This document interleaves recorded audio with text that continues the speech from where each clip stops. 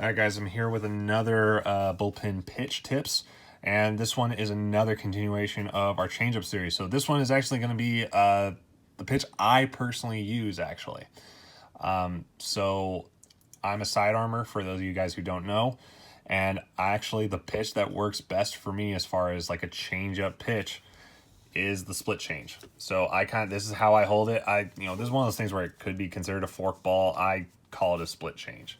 Splitter to me at least, a splitter is, full deep in the fingers.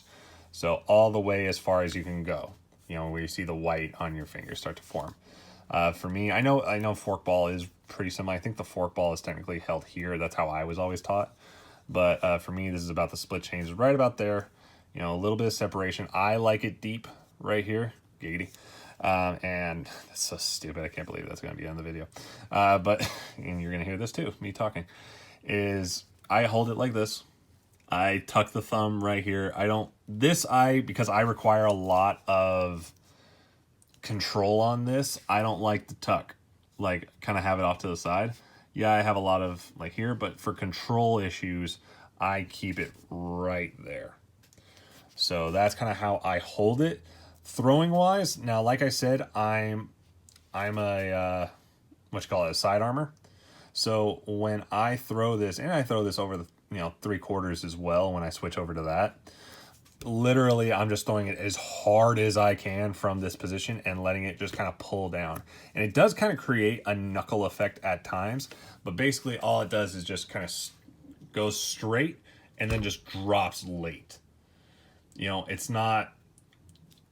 It is less of a, like a changeup with your circle grip is going to do more of that kind of fade away. Yeah, you'll have some sharp breaks here and there, but it's definitely more of a fade away pitch of like here, and slowly here. Versus, at least in my experience, whenever I throw the split change, it's here and then it'll just drop. And it's a lot more of a snap movement. So when I throw it, that's how I kind of do it, is, I kind of position both of my fingers on the outside of the seams. I have the horseshoe right at the crux of my index and middle fingers. And yeah, I just let it rip from there, and it tends to create a lot of deception, a lot of movement, broken a lot of bats off of that. So yeah, I hope you guys enjoy it. So that's the split change. I would say it's kind of funny because a lot of people think you need bigger fingers to throw splitters. It's not necessarily that. Yeah, it kind of sucks because like for being as tall as I am, I have smaller fingers. They're a little more just pudgy. So you would think throwing these types of pitches would like cause a lot of issue, like that, not a lot of control. And to be honest, it's actually not so bad. I throw it right about here and it actually works out really well for me.